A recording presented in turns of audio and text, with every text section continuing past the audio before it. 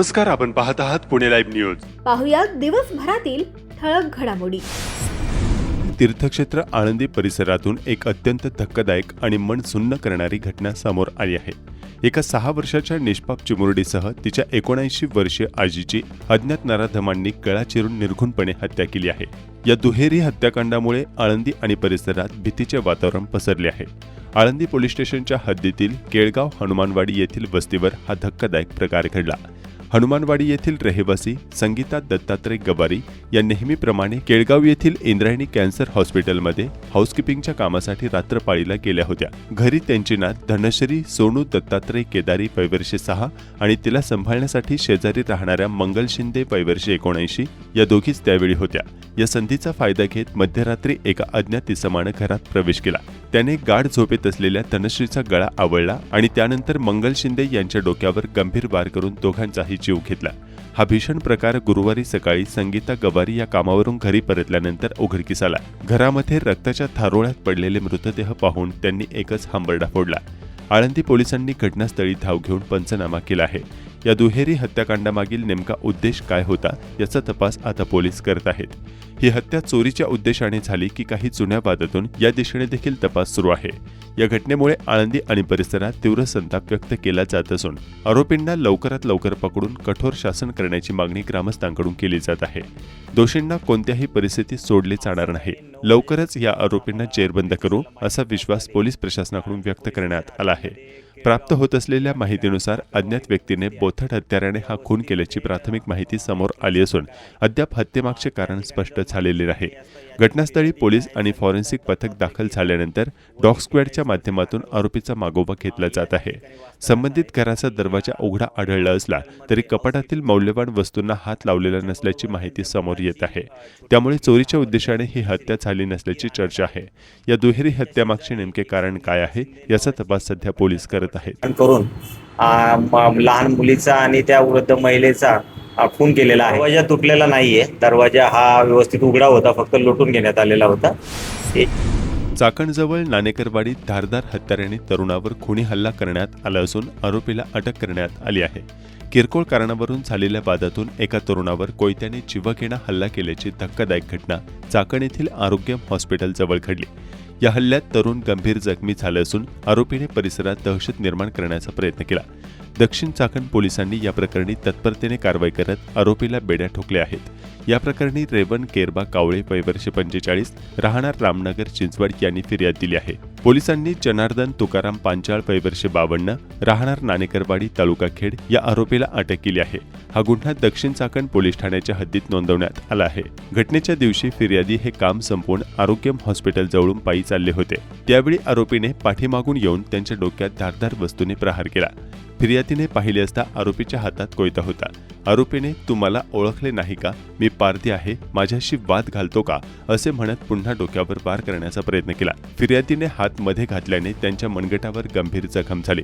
मदतीला येणाऱ्या लोकांनाही आरोपीने कोयता उगारून धमकावल्यानं परिसरात भीतीचे वातावरण पसरले होते.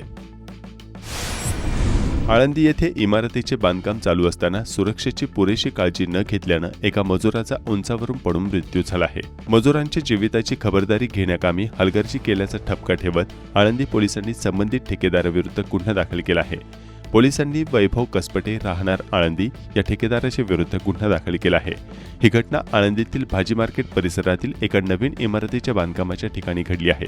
आळंदी येथे एका इमारतीच्या पहिल्या मजल्याचे काम सुरू होते. यावेळी सदरची ही घटना घडली असून सुभाष प्रल्हाद हरिमकर वयवर्षे 27 हा मजूर काम करत असताना खाली पडला. त्याच्या डोक्याला गंभीर दुखापत झाल्यानं उपचारादरम्यान त्याचा मृत्यू झाला.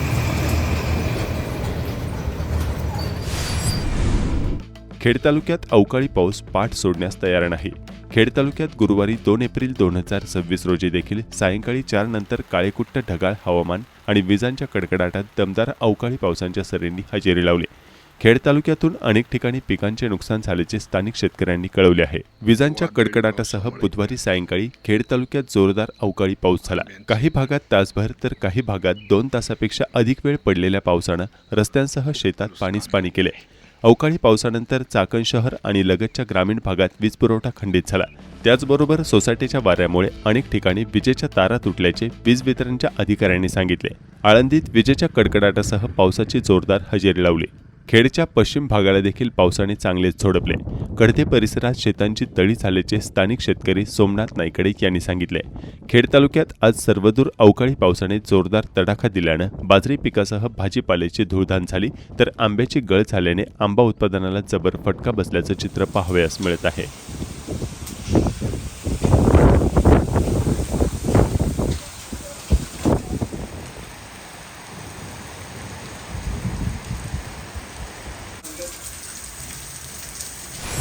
पुणे नाशिक राष्ट्रीय महामार्गालगत चांडोली टोलनाका परिसरात असलेल्या अतिक्रमणावर पीएमआरडीए प्रशासनाने प्रचंड पोलीस बंदोबस्तात कारवाई केली.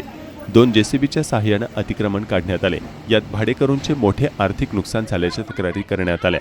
पीएमआरडीएचे तहसीलदार रवींद्र राजने यांनी माध्यमांना सांगितले की यापूर्वी 2 वेळा अतिक्रमण कारवाई प्रस्तावित झाली होती, मात्र पोलीस बळ आणि तांत्रिक बाबींमुळे ती पुढे ढकलावी लागली. 8 महिन्यापासून येथील अतिक्रमण हटवण्याची प्रक्रिया सुरू होती. सोमवारी रीतसर पंचनामा करून त्याचा अहवाल पुढे दिला होता. व्यावसायिकांना त्याबाबत नोटिसीद्वारे कारवाईच्या सूचना दिल्या होत्या. सदरची ही कारवाई नियोजित आहे. दरम्यान महाराष्ट्र राज्य अनुसूचित जाती आणि अनुसूचित जमाती आयोगाकडे करण्यात आलेल्या तक्रारीच्या पार्श्वभूमीवर पीएमआरडीएकडून थेट कारवाई करण्यात आल्याचं सांगण्यात आलं. तर ही कारवाई एकतर्फी असल्याचा आरोप संतोष डोळस यांनी यावेळी केला. पीएमआरडीच्या अधिकाऱ्यांना पोलीस प्रशासनाला दोष देईल, कारण की माझ्या बाबतीमध्ये तक्रारी केल्यात. सांगतात यापूर्वी 2 वेळा ही कारवाई प्रस्तावित केलेली होती, परंतु पोलीस बंदोबस्त आणि इतर बाबीच्या अभावी कारवाई झाली नाही. तर त्यावेळी सुद्धा गेले 8 महिन्यापासून कारवाई चालू आहे. त्यावेळी सुद्धा यांना पूर्वसूचना दिलेली आहे. त्याचा निष्कासनपूर्व पंचनामा असतो आणि या आता ही 3री वेळ आहे. या 3ऱ्या वेळी सुद्धा परवा सोमवारी याच्या बाबतीमध्ये निष्कासनपूर्व पंचनामा करून सर्वांना सूचना दिलेली आहे.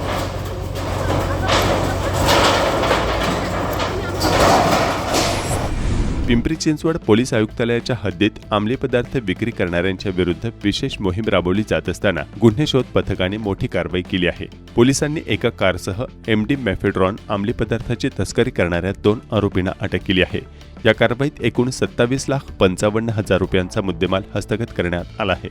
या प्रकरणी पोलिसांनी अतुल शंकर बालगुडे वय 35 राहणार पाथरगाव तालुका मावळ याला जागीच ताब्यात घेतले.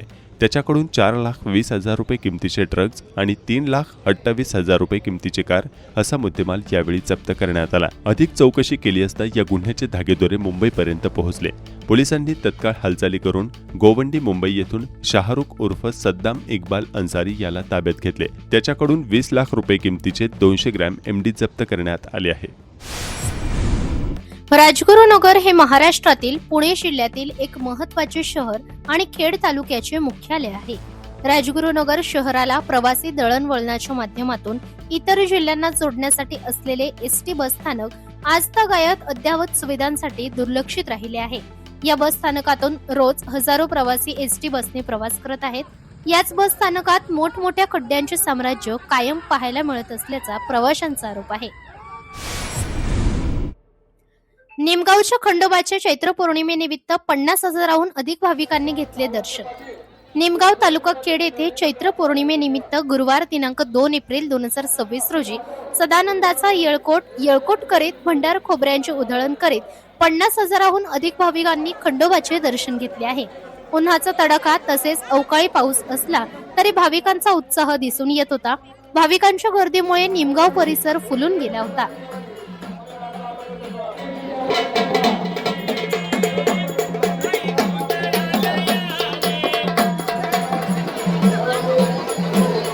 दरम्यान प्रति जेजुरी म्हणून ओळखले जाणारे खरपुडी खंडोबा येथेही भाविकांनी मोठी गर्दी केली होती. सकाळपासूनच भाविकांनी दर्शनासाठी रांगा लावल्या होत्या.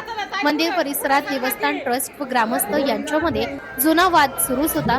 या वादामुळे मंदिर परिसरात भाविकांची गैरसोय पाहायला मिळाली. पुणे जिल्ह्यातील खेड तालुक्यातील चांडोली येथे अध्यात्माच्या नावाखाली महिलांचे शोषण केल्याचा धक्कादायक प्रकार उघडकीस आलाय. शिवदत्त आश्रमातील एका भोंदू बाबा विरोधात पीडित महिलेने राजगुरुनगर पोलीस ठाण्यात तक्रार दाखल केली आहे. येथील शिवदत्त आश्रमात महाराज म्हणून वावरणाऱ्या बाबाने महिलांचे शोषण केल्याचा आरोप आहे. दोष निवारणच्या नावाखाली शारीरिक संबंधांची मागणी करत विनयभंग केल्याचे पीडिताचे म्हणणे आहे. सुरुवातीला भीतीपोटी तक्रार दडपली गेली, मात्र नंतर संपूर्ण प्रकार उघड करण्यात आलं. या दरम्यान राजगुरुनगर पोलिसात गुन्हा दाखल करण्यात आला असल्याचे समजते आहे. पोलिसांकडून याबाबत रात्री उशिरापर्यंत अधिकृत माहिती देण्यात आली नव्हती. हनुमान जयंती खेड तालुक्यात सर्वत्र गावोगावी हनुमान मंदिरात भक्तिभावाने धार्मिक कार्यक्रमांनी साजरी करण्यात आली. आळंदीमध्ये श्री हनुमान जन्मोत्सवानिमित्त ग्रामदैवत श्री हजेरी मारुती मंदिरामध्ये श्री हनुमान जन्मोत्सव सोहळा आयोजित करण्यात आला होता. आकर्षक फुलांची सजावट, रंगीत विद्युत रोषणाई, सनई चौघडे अशा उत्साही वातावरणात बजरंग बलीच्या घोषणांनी आळंदीतील माऊलींचे मंदिर आणि परिसरातील हनुमान मंदिरांमधून हनुमान जयंती साजरी करण्यात आली. श्री हनुमान जन्मोत्सवानिमित्त खेड तालुक्यात ठिकठिकाणी हनुमान मंदिरांमध्ये विविध धार्मिक कार्यक्रम संपन्न झाले. चाकडमधील मारुती मंदिर व लगतच्या सर्वच गावातील मारुती मंदिरांमध्ये भाविकांनी गर्दी केली होती. पाईट पासून पुढे पाळू परिसरातील अनेक गावे गेली 8 दिवसापासून सिंगल फेजच्या नावाखाली चक्क अंधारात आहे. दिवसा वीज पुरवठा काही तास बंद करा, मात्र सायंकाळ नंतर वीज पुरवठा सुरळीत करण्याची मागणी या भागातील विविध ग्रामस्थांनी केली आहे. गेल्या 8 दिवसापासून सायंकाळ नंतर वीज पुरवठा खंडित होत असल्याच्या तक्रारी स्थानिकांनी केल्या आहेत. आळंदी येथील इंद्रायणी नदीवर अनेक वर्ष उभा असलेला भक्ती सोपान पूल अखेर जमीनदोस्त करण्यात आलाय. मागील 8 महिन्यांपासून भक्ती सोपान पूल वापरास बंद केला होता. आपत्ती व्यवस्थापन अधिनियमाअंतर्गत जिल्हाधिकाऱ्यांनी सदर धोकादायक पूल पाडण्यासंदर्भात आळंदी पालिकेला निर्देश दिले होते. माळुंगे सावरदरी सोसायटी चेअरमन पदाची निवडणूक बिनविरोध. श्री क्षेत्र माळुंगे इंग्लिश सावरदरी विविध विकास कार्यकारी सोसायटी चेअरमन पदाची निवडणूक बिनविरोध करण्यात आली आहे. यामध्ये सोसायटी चेअरमन पदी रामदास ज्ञानोबा वाळके आणि व्हाईस चेअरमन म्हणून अमोल पंढरीनाथ धोंडगे यांची निवड एकमताने झाली. यावेळी सर्व संचालक मंडळी व ग्रामस्थ उपस्थित होते. बाजार समितीचे माजी सभापती चंद्रकांत इंगवले यांनी मार्गदर्शन केले. मोई तालुका खेड येथे श्री भैरवनाथ महाराज उत्सवात मानाचे 12 गडे हाताने ओढून उत्सवाची सांगता झाली. श्री भैरवनाथ महाराज उत्सवाला प्रथा परंपरेनं प्रारंभ झाला होता. चैत्र पौर्णिमेला साजरा होणाऱ्या उत्सवात 9 दिवस अगोदर देवाच्या मानाच्या गाड्याची पूजा करण्यात येते. मोई ग्रामस्थ या 9 दिवसात अखंड उपवास करतात. सकाळी श्री भैरवनाथ महाराज ग्रामप्रदक्षिणा पालखी पारंपरिक वाद्याच्या गजरात श्रींची पालखी निघाली.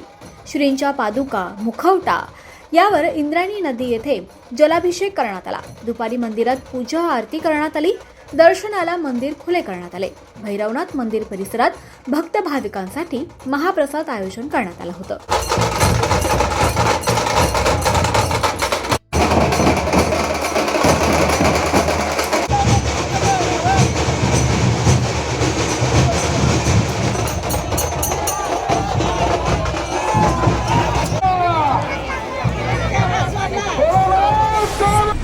जिल्हा परिषदेच्या विविध 4 विषय समित्यांच्या सभापती पदासाठी अखेर मावळ, वेल्हे, हवेली आणि इंदापूर या तालुक्यातील सदस्यांची नावे निश्चित करण्यात आली असून ऐनवेळी खेड तालुक्यासह बारामती, जुन्नर आणि शिरूर तालुक्यांचा पत्ता कट झालाय. मावळच्या दीपाली हुलावळे, वेल्हे येथील अमोल नलावडे, इंदापूरच्या अंकिता पाटील आणि हवेलीचे जितेंद्र बढेकर यांना सभापती पदासाठी उमेदवारी देण्यात आली आहे. जिल्हा परिषद अध्यक्ष वीर धवल जगदाळे यांच्या बंगल्यावर गुरुवारी सकाळी झालेल्या राष्ट्रवादी काँग्रेस सदस्यांच्या बैठकीत उपमुख्यमंत्री सुनेत्रा पवार यांनी पाठवलेले बंद पाकिट उघडून ही नावे जाहीर करण्यात आली. यावेळी उपाध्यक्ष विवेक वळसे पाटील, गटनेते श्रीमंत ढोले यांच्यासह सर्व सदस्य उपस्थित होते. जाहीर झालेल्या नावांवर एकमतानं शिक्कामोर्तबही करण्यात आलं. दरम्यान भोरचे विक्रम खुडवड यांनी सभापती पद नाकारल्यानं त्यांच्या जागी ऐनवेळी अमोल नलावडे यांना संधी देण्यात आली. तसेच काही आजी माजी लोकप्रतिनिधी आणि ठराविक तालुक्यांना सभापती पदाची संधी देऊ नये, जिल्हा परिषदेचे स्वीकृत सदस्य द्या अशी मागणी केल्याची देखील चर्चा आहे. स्वीकृत जिल्हा परिषद सदस्य म्हणून जवळचे नातेवाईक किंवा कार्यकर्त्यांना संधी दिली जाण्याची शक्यता आहे. नवीन सभापती निवडीनंतर जिल्हा परिषदेत मावळ, वेल्हे, हवेली आणि इंदापूर या तालुक्यांचा प्रभाव वाढला असून खेड तालुक्याचा पत्ता सभापती पदातून कट झाल्याची चर्चा खेडच्या राजकीय वर्तुळात आता रंगली आहे. धन्यवाद. आपण पाहत होतात पुणे लाईव्ह न्यूज. भेटूयात उद्याच्या बातमीपत्रात.